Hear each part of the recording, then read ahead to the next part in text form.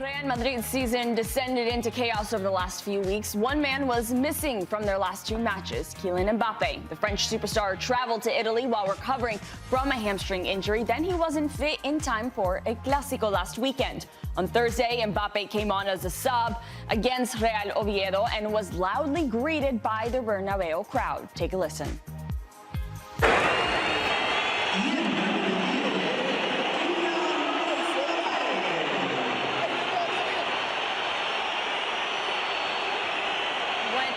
To assist Jude Bellingham's 80th minute goal in a 2-0 win for Los Blancos. But the drama wasn't done at the final whistle. Mbappé spoke on the boos from the fans, saying, quote, "You have to accept it."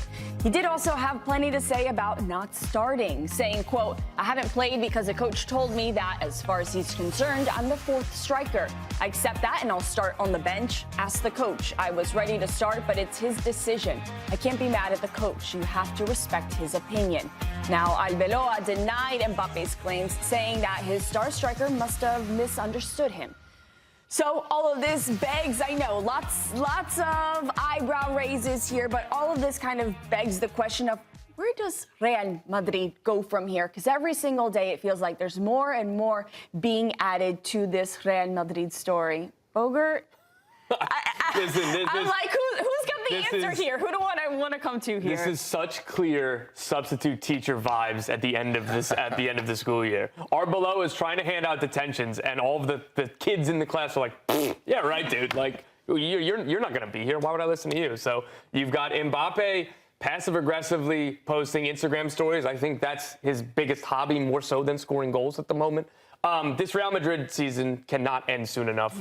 And the better that this is in the rear view, the quicker this is in the rear view, the better for Real Madrid. And when the new manager comes in, you start with a clean slate. You try to delete the last month, 6 weeks, and get the roster in harmony. We haven't even talked about the Florentino Perez insane press conference and all the quotes that come out of that. So this is just a train wreck right now. Real Madrid are in dire straits right now, and you don't need to have 20/20 vision to see it. You can just feel it. They're a toxic club. They went from being the gold standard in world football to right now one of the most toxic clubs.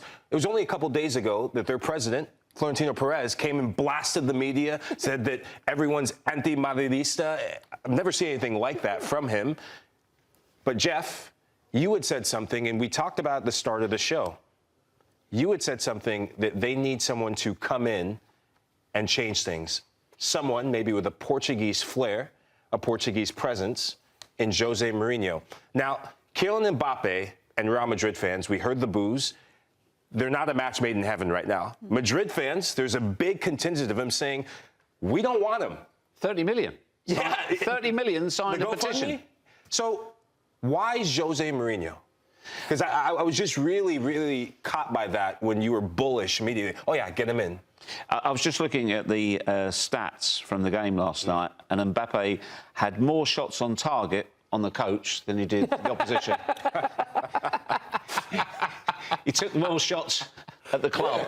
Did you also, I mean, he had another little waft when he said, yeah, it's a real shame this season because we started out really well, we had a structure, we had an understanding, i.e., why did you get rid of Xabi Alonso? You know, this is why this has all gone to rack and ruin.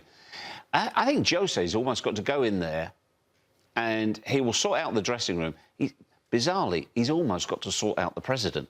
He's got to do both because anybody, as you said, his mad, rambling press conference the other night just was the ramblings of, I don't know what he was on about, firing shots everywhere, and he never looked in the mirror once at the chaos that he is responsible for.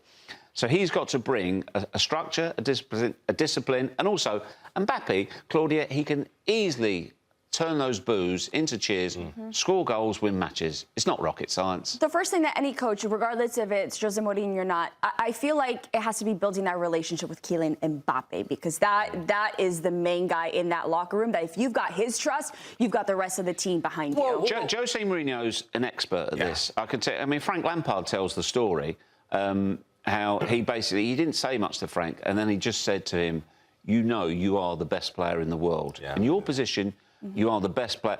Frank said, you know, it took him completely by surprise, A, to hear such a thing from such a manager, and also at the time, Frank was stark naked in the shower when he told him. So he said, I was quite literally disarmed, and it really, really made me think. And that was the start. That gave Frank the confidence to believe. I mean, Frank obviously had to have the ability as well. But look what the tune he gets out of top players. You know, he gets them believing, this band of brothers, and I think he would stop all the cliques that you have at Real Madrid. He would stamp all of that out. It's us against the world.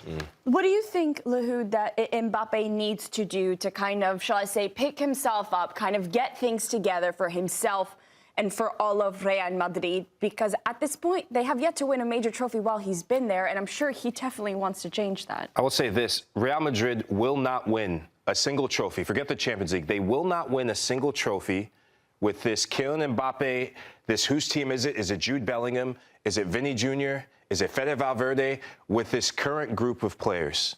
If the majority of them are there, they will not. But are you saying they don't fit together, those players? Because you could say, look at PSG, you could name equally talented players and individuals. Why is it in Madrid it has to be his team, his team, his team? It's the egos, it's not the talent. And at PSG, it's the collective. And that's the model that PSG got rid of. Yeah, because you took a team that so many people saw that Champions League win as Vinny Jr. won it.